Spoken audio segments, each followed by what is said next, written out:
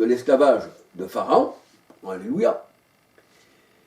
Mais on va voir que, dans la parole de Dieu, encore un peu plus loin, je vous le dis tout de suite, pour reprendre un peu après, on va voir que si vous êtes pris par quelqu'un, ou que vous rentrez dans un pays, comme il l'a fait Joseph, il a fait rentrer sa famille, 70 personnes, hein, dans le pays. Et on voit que là, au temps de Joseph, les Hébreux, ils étaient bien choyés. Même Joseph, il était le deuxième en Égypte, donc c'est lui qui commandait, donc ses parents étaient bien. Mais la Bible, elle dit, et il y a un roi, ensuite, qui ne connaît plus Joseph. Il ne connaissait plus Joseph. Donc c'était un nouveau roi. Et nous voyons dans la parole de Dieu, c'est que nous allons voir, qu'après, là, ça arrive, il veut éliminer tous les premiers-nés, tous les mâles. Parce qu'il dit, ils vont grandir, et ils vont s'échapper, et je ne veux pas qu'ils s'échappent, parce que je vais en faire des esclaves, et on va tuer tous les premiers mâles. Mais là, est-ce que c'est de la faute? Dans un sens, je dis bien. Parce qu'il y a d'autres sens encore. Mais dans un sens, là, de ce qui arrive là, est-ce que c'est de la faute des Hébreux qu'ils ont été esclaves en Égypte 430 ans?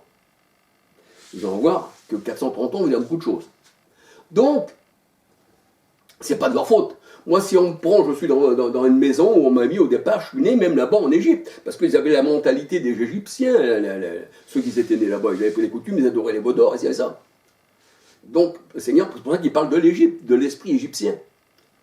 Mais si vous êtes né en Égypte, que vous êtes bien avec ce roi, le premier et tout, on vous fait venir, mais après, quand on vous met en esclavage, est-ce que le Seigneur, il va vous punir pour ça? Il va punir Pharaon parce qu'il vous tient en esclavage, il n'a pas dû vous mettre en esclavage. Donc Pharaon, l'Égypte, et il est venu en Égypte, je crois que c'est dans Nombre 12, verset 12, il me semble, ou Deutéronome 12, 12, que l'Éternel est venu justement pour, on va dire, punir les dieux d'Égypte. Et les dieux d'Égypte, dans la parole de Dieu, c'est tous les intendants, tous les idoles, là, tous ceux qu'on adore, hein, alléluia. Et on voit qu'ils n'ont rien pu faire. Hein. Ben oui, parce qu'ils avaient un Dieu pour tous, les Égyptiens. Un peu comme les catholiques, maintenant, qu'ils ont un Dieu pour tout aussi. C'est pour ça que c'est des Égyptiens aussi. Le pape, ça, c'est l'Égypte. Le Seigneur n'est pas habillé comme le pape. C'est un Égyptien. Eh bien, les catholiques, ils ont un Dieu, Saint Christophe, pour le voyage. Un Dieu, on va dire, pour tout. Hein. Un Dieu pour les dons. Un Dieu de la chasse. Comment qu'on appelle le dieu de la chasse, je ne me souviens plus comment on l'appelle, ce dieu de la chasse pour les...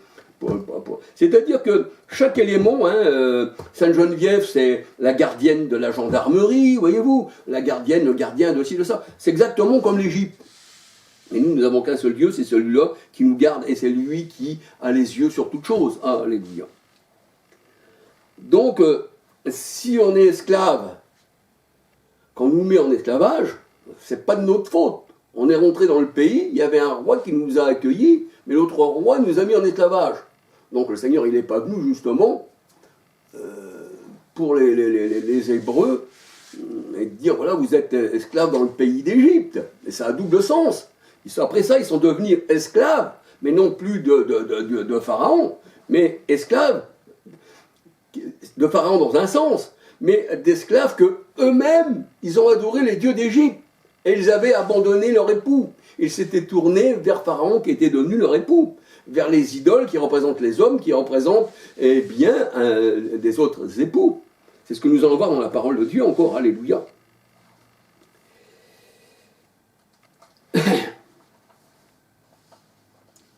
Alors le péché des Hébreux en Égypte, eh bien la vraie servitude pour eux, bon c'est vrai qu'ils avaient quand même à travailler. Mais ils voulaient retourner puisqu'ils avaient tout, ils avaient des pots de viande, ils avaient ci et ça. Ça, c'est des grands symboles dans la parole de Dieu. Quand vous mangez de la viande, c'est pas l'esprit, hein, parce que la chair est contraire à l'esprit. Alléluia. Vous voulez manger de la viande, il faut manger le Christ. Dans Jean 6, 31 à 63, il faut manger l'agneau, c'est cette viande-là. Alléluia. Faut pas manger ce veau d'or, là. Hein. D'ailleurs, Moïse, il leur a fait manger le veau d'or. Il l'a détruit en poussière et il leur a fait manger. Hein. Et il a rejeté les cendres même dans l'eau. Alléluia. Alors, le péché des Hébreux en Égypte, eh bien, c'était plus que la servitude de Pharaon. Mais dans un autre sens, c'était la servitude à Pharaon, parce que Pharaon représentait le soleil, c'était aussi un dieu solaire, Pharaon. Voyez-vous, il se prenait pour le soleil, le dieu Ré, le dieu Ra. Voyez-vous, alléluia. Donc c'était une idole, Pharaon aussi, alléluia. Alors, la servitude, eh bien, c'est ce qu'on leur imposait. Exode 1, versets 8 à 22. Alors, est-ce un péché? Dans un sens, oui, mais dans un autre sens, non. Alléluia. Genèse 15, versets 13 à 14.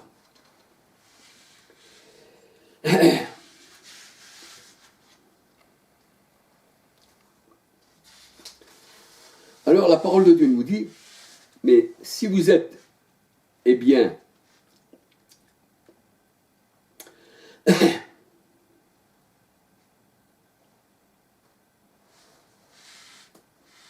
être esclave, en fait, c'est retourner. C'est retourner dans le pays. Vous êtes esclave de vous-même, même. Parce que là, vous étiez libre, vous étiez sorti du pays, mais vous voulez retourner. Donc, vous êtes esclave de vous-même. Et quand le Seigneur dit, la vérité vous affranchira, elle t'affranchit à l'intérieur de toi. Alléluia. C'est là que le Seigneur, il veut te libérer, c'est dans ton cœur. Alléluia. C'est là que les chaînes sont dans ton cœur. Tu es esclave des hommes, esclave de ton péché, esclave de tout ce qu'on t'a mis dans la tête, et c'est-à-dire que le Seigneur te reprogramme. Il enlève l'esprit impur qu'il y a en toi, qu'on a mis, et c'est de là que tu es attaché. Et avec un esprit impur, tu fais toutes sortes de péchés, mais quand le Seigneur il met son Esprit Saint, comme la Bible elle dit, l'homme de Gadara était retrouvé dans son bon sens, et il était vêtu. Alléluia. Alors le peuple, malgré la servitude, voulait retourner en Égypte. Et ils se firent un veau d'or en Égypte. Ils se firent un veau d'or. Les Hébreux adoraient les princes, les rois. Voyez-vous qu'on vous adorez le veau d'or, c'est les princes, les rois. Ça représente ça, alléluia. Ézéchiel 16, versets 1, 2, 3, 4, 15, 16, 24, 26. 26, alléluia. 27, 28, 29, 30, 31, 32, j'ai encore mis entre parenthèses, 33, 34, 35, 36 en parenthèse. Alléluia. 37 en parenthèse, les amants, tout ça, les princes d'Égypte, les rois, tout ça, représentent eh bien, le veau d'or. Ézéchiel 16, verset 37, 42. Alléluia. On va voir encore Ézéchiel 23, verset 3, 4 à 5. Voilà, c'est les amants. Alléluia. Ézéchiel 23, 3, 4, 5, 6, 7. Ce sont les gouverneurs, les chefs. Alléluia. Ézéchiel 23, verset 8, 9. Alléluia. Et l'Éternel les livre entre la main de ses amants. L'Éternel a livré les Hébreux entre la main de ses amants. Alléluia. Quand tu es contre l'Éternel, le Seigneur, eh bien, puisque tu aimes le Seigneur, il dit celui qui sème le vent récolte la tempête. Mais la parole de Dieu, elle le dit aussi. Tu as aimé, tu as haï la bénédiction, alors la malédiction sera sur toi. Alléluia. Ce que tu aimes, le Seigneur te le donne en fait. Tu l'as aimé, mais tu l'auras. Et ça va te conduire à la mort. Et ces gens-là, on voit que tous les amants, tout ça, se sont révoltés aussi contre ceux qui étaient esclaves. Parce que les rois, c'est ça en fait. Les amants, les princes, les rois, c'est ça en fait. Alléluia. Le Seigneur, eh bien, livre les Hébreux en Égypte entre les mains de ses amants. Alléluia. Entre la main de ses chefs qui représentent le veau d'or. Alléluia. L'Éternel les livre entre les mains des amants. Ézéchiel 23, versets 5, 6, 7, 9, Alléluia, 12, 16, 17. Et elle se souille avec ses amants. Son cœur est attaché à ses amants. Son cœur n'est plus au Christ, parce que la parole de Dieu nous dit que Christ est dans nos cœurs. Alléluia. À son cœur, il s'est attaché à ses amants. Alléluia. Et le Seigneur, eh bien, il se détache d'elle, parce qu'il ne veut pas d'une femme adultère. Alléluia. Ézéchiel 23, versets 18, 19, 20. Elle s'est enflammée. Alléluia. pour des débauchés, qui dit le Seigneur. Vous voyez que les idoles, c'est des débauchés, c'est des grands de ce monde aussi. 23. C'est des débauchés. Ézéchiel 23, versets 20, 21, 22. Et c'est pour ça que nous voyons des statues qui représentent dans ce monde, qui représentent l'Égypte, eh bien des statues sur la place, même des noms, les noms de tous ces rois, la rue du général de Gaulle, vous voyez les statues et tout, parce que ça leur appartient en fait. Mais le Seigneur dit que nous, quand il s'abaisse, le Seigneur qui parle aux pharisiens, quand il écrit sur la terre, quand il écrit avec son doigt au sujet de la femme adultère qui représente cette femme-là, mais qu'il Seigneur, eh bien, plus tard, eh bien, va la sauver et puis enlever ses péchés. Alléluia. C'est pour ça que Jean a été envoyé dans Jean 1, 31, il a été envoyé eh bien, à Israël pour ses péchés, les péchés qu'il avait commis dans l'Ancienne Alliance. Et Jésus était présenté comme l'agneau qui devait enlever ses péchés. Mais là, nous voyons que la parole de Dieu nous dit, elle aimait ses amants, en fait. Alléluia. Et le Seigneur, il dit qu'il a excité contre elle ses amants, ceux dont le cœur s'est détaché. Elle s'est détachée de cet adultère, et elle s'est mise contre elle. Alléluia. Le Seigneur se détache d'Israël pour ses amants. Elle a rejeté son époux, Isaïe 54, verset 5. Elle a rejeté son soleil, que le soleil est ton époux, alléluia. Luc 1, verset 78. Psaume 84, verset 11-13. Et quand tu ne veux pas que le soleil t'éclaire, Proverbe 6, 23, de ses rayons, qui te donne l'enseignement. Ça veut dire que tu le rejettes, tu as rejeté ton épouse, et tu es dans les ténèbres. Alléluia. Alors, Pharaon, bien sûr, c'est le dieu soleil, en fait. C'est le dieu Ra. Alléluia. C'est pour ça que le Seigneur dit dans la parole, dans Deutéronome 4, 4.12 à 20, ou 4.19 à 20, tu ne feras pas comme les nations, tu ne te mettras pas à genoux, tu n'adoreras pas le soleil, la lune et les étoiles qui représentent les hommes. Genèse 37, verset 9-10. Alléluia.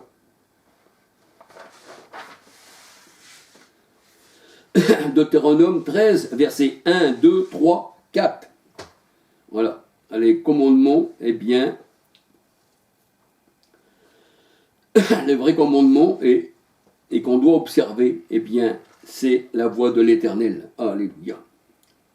Deutéronome 13, verset 4 à 18. Nombre 14, verset 22. Alléluia. Il faut observer les commandements de Dieu et ne pas s'en détourner. Il ne faut pas suivre un prophète ou un songeur pour le suivre avec l'esprit impur. Alléluia. Parce que ceci, justement, comme l'Éternel il dit, j'ai mis devant vous des prophètes aux esprits impurs, des songeurs, pour vous éprouver. Nous voyons que les faux prophètes se trouvent dans les religions. Alléluia. Et là, ils sont éprouvés. Et là, ils restent dans la maison de servitude. Alléluia. C'est ce que dit la parole de Dieu. Alléluia. Alors on peut dire, est-ce qu'il y avait des lois? Est-ce qu'il y avait des lois avant la loi donnée au peuple hébreu, au mont Sinaï? C'est-à-dire, est-ce que les Hébreux en Égypte avaient-ils la loi de l'Éternel, vu que la loi elle a été donnée à la sortie d'Égypte? Et la Bible elle dit, sans loi, eh bien, il n'y a pas de péché. Sans loi, on peut faire ce qu'on veut. S'il n'y a pas de loi qui interdit, quel texte de loi vont-ils prendre les magistrats pour vous condamner selon la loi? Alléluia. Donc, la parole de Dieu nous dit que sans loi, il n'y a pas de péché. Alors, est-ce que les péchés qu'ils ont fait contre l'Éternel, les Hébreux, il n'y avait pas de loi? Est-ce que leur péché était compté comme péché? Alors, on va voir pourquoi, en fait. Alléluia.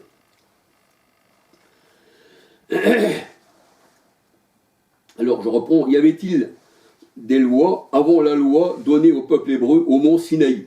Cependant, Abraham qui veut dire père d'une multitude, père de la nation sainte, eh bien, a obéi à la voix du Seigneur et a observé ses ordres. Abraham, hein, il a observé ses ordres et ses commandements et ses statuts et ses lois. Genèse 26, verset 5. Genèse 26, verset 18. Pourquoi? Parce que Abraham a connu l'Éternel. Il s'est présenté à lui au chêne de Mamré. Et la Torah même, Christ est la Torah, Christ est la loi. Le Seigneur a dit, vous avez été appris qu'il a été dit, mais moi je vous dis. Voyez-vous? Et toutes les Écritures, c'est Christ. Il est la parole, il est la loi. Il faut suivre les commandements de Dieu. Et la Bible, elle dit que Abraham, lui, il a connu l'Éternel, qui était venu avec 2 anges au chêne de Mamré. Et cette loi-là, Abraham la connaissait. Pourquoi? Parce que l'Éternel lui avait parlé. La loi là n'était pas écrite encore sur des tables de pierre, mais l'Éternel l'avait dit à Abraham, comme il l'a dit aussi à Moïse. Nous allons voir pourquoi. Alléluia. Car Abraham a connu l'Éternel au chêne de Mamré avec 2 anges. Alléluia. Genèse 18, versets 1, 2, 13, 14, 17, 20, 22, 23, 27, 33, Genèse 19, verset 1. La voix, pour ça qu'on dit que Abraham écoutait la voix de l'Éternel.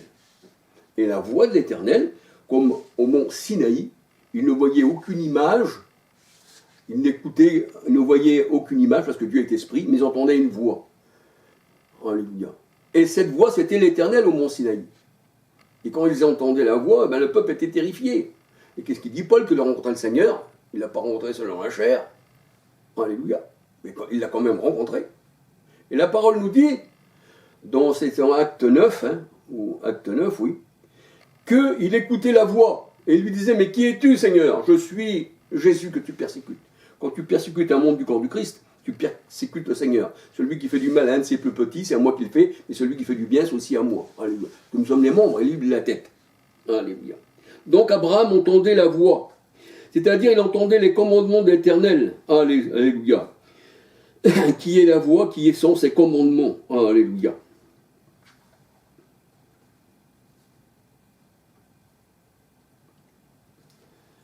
Et on voit que la parole de Dieu nous dit que Christ était avec le peuple hébreu. Il buvait un rocher qui était Christ.